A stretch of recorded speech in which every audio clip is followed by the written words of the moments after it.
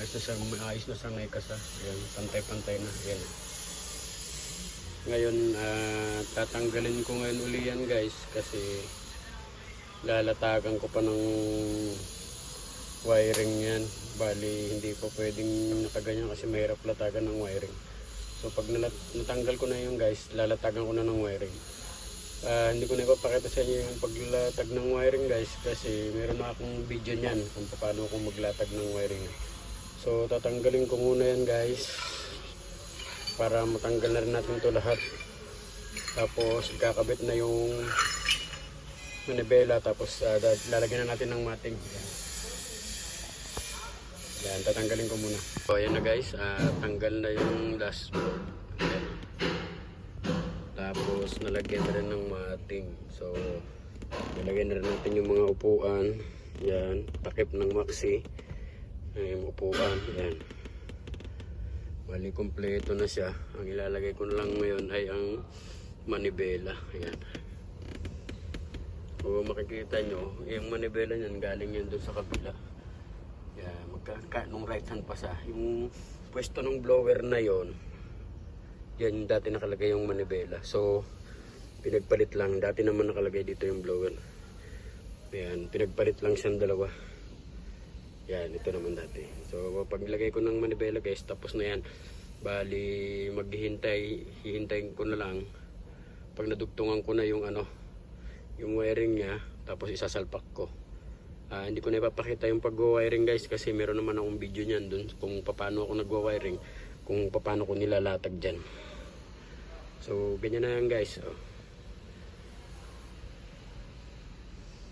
Yan. Bali yung pag-setting lang yan guys ng bara na yun sa dashboard, bali maghapon yan. Tapos yung paglipat naman ng manibela galing dito sa kanan.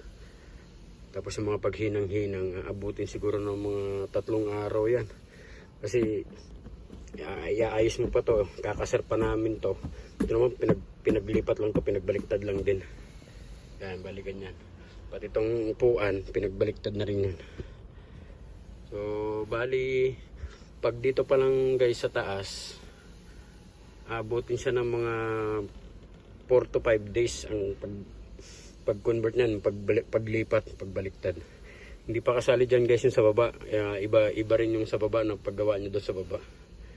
So yung pinakita ko lang muna ay yung pag-convert lang ng right hand to left hand, tapos yung pagkasa ng brand new na dashboard. Yan, ganyan lang siya. Bali mamaya papakita ko naman sa inyo pag nailagay ko na yung manibela.